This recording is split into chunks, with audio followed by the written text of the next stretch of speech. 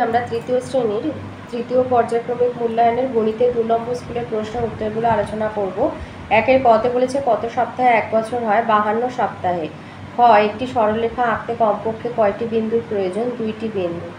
গ 1 কিলোগ্রাম 1 গ্রামের কত গুণ? 1000 গুণ। ঘ লিপিয়ারে কোন মাসের দিন সংখ্যার পরিবর্তন হয়? ফেব্রুয়ারি মাসে। কোন তিনটি সংখ্যার গুণফল ও যোগফল সমান? 1, 2 এবং 3। চ ঘড়িতে কটা বাজলে ঘন্টার কাঁটা এবং মিনিটের কাঁটা একই সরলরেখায় থাকে?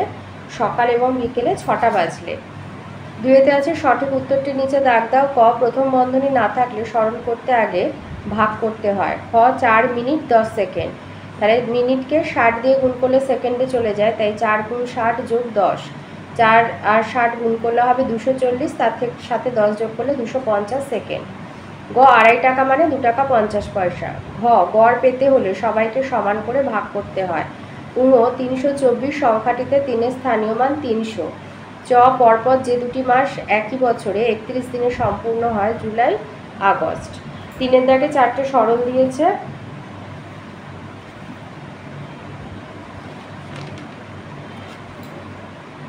তো প্রথম সরল আছে 96 গুণ 2 বিয়োগ 22। তো এখানে গুণের কাজটা আগে করে নেবে।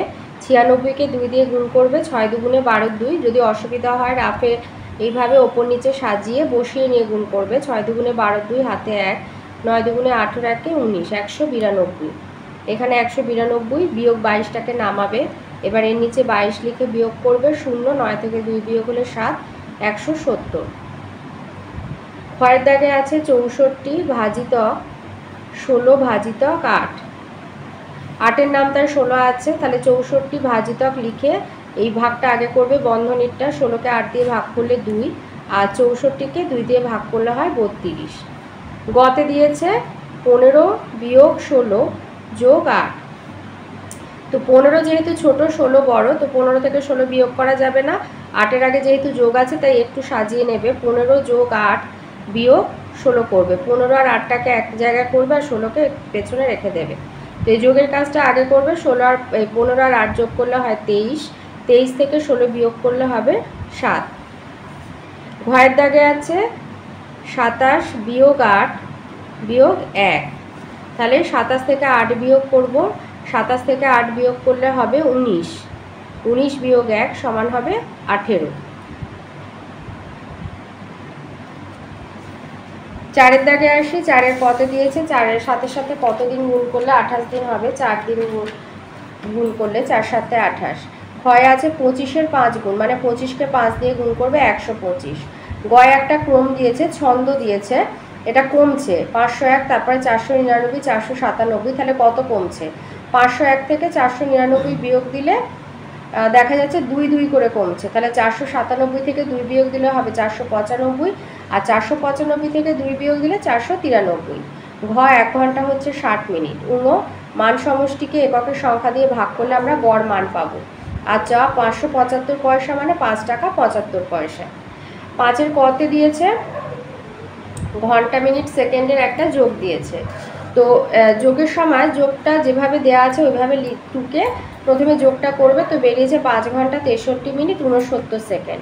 এবার এই 63 মিনিট আর 69 সেকেন্ডটা আমি ভাঙবো, তাই লিখলাম 5 ঘন্টা 60 যোগ 3 মিনিট 60 যোগ 9 সেকেন্ড।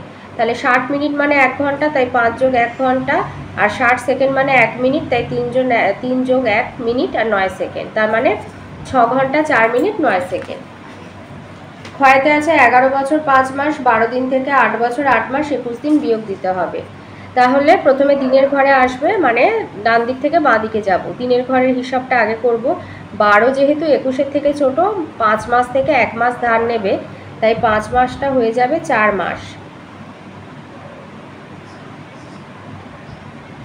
এটা একটু ভুল হয়েছে, 5টা কমে 4 হয়ে যাবে, আর 1 মাস যখন দিনের ঘরে আসবে 30 দিনে ভেঙে যাবে। 30 আর 12 যোগ করলে হয় 42, 42 থেকে 21 বিয়োগ দেবে, তাহলে হবে 1 আর 2 21 দিন।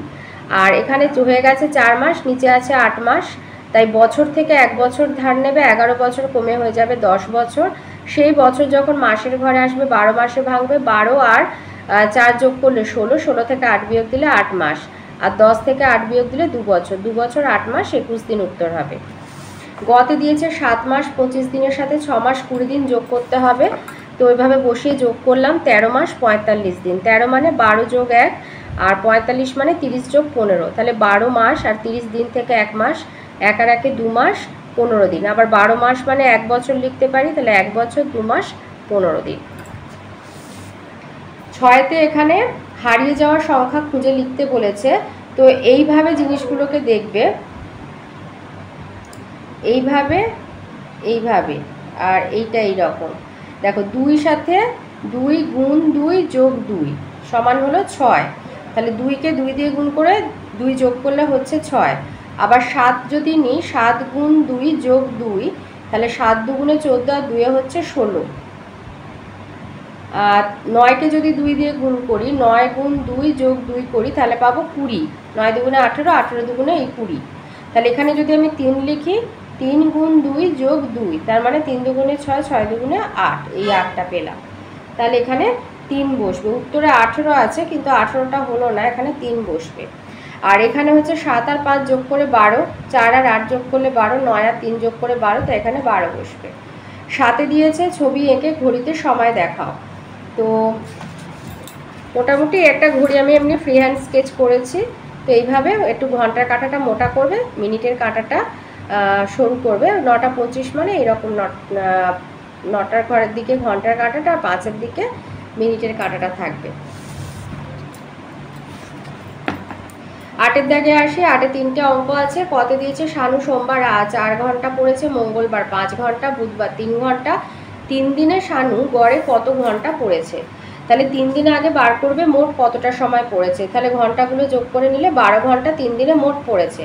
তাহলে এই 3 দিনে গড়ে পড়েছে 12 ভাগ 3 সমান 4 ঘন্টা। এটা হচ্ছে মান সমষ্টি, আর এই 3 দিন 3টা হচ্ছে এককের সংখ্যা। তো আমরা একটু আগে শর্ট কোশ্চেনে পড়লাম যে মান সমষ্টি ভাগ এককের সংখ্যা সমান গড় মান। তাহলে মান সমষ্টিকে এককের সংখ্যা দিয়ে ভাগ করলে আমরা এই গড় মান পেয়ে গেলাম যে এই 3 দিনে শানু গড়ে 4 ঘন্টা পড়েছে।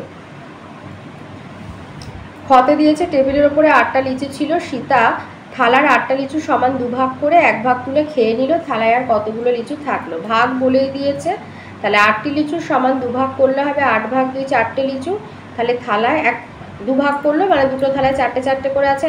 একটা লিচু খেয়ে নিয়েছে, একটা থালার লিচু, তাহলে আর 4টি লিচু থাকলো।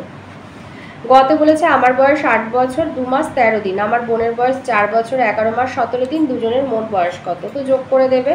তো এইভাবে যোগ করলাম, ওপর নিচে সাজিয়ে বেরোলো 12 বছর 13 মাস 30 দিন। তাহলে 13কে ভাঙবো, 12 বছর 12 যোগ 1 মাস 30 যোগ 0 দিন। 30 দিন মানে 1 মাস, তাই লিখলাম। আর 12 মাস মানে 1 বছর, 12 যোগ 1 বছর আর 1 যোগ 1 মাস, মানে 13 বছর 2 মাস। তাহলে আমাদের দুজনের মোট বয়স 13 বছর 2 মাস।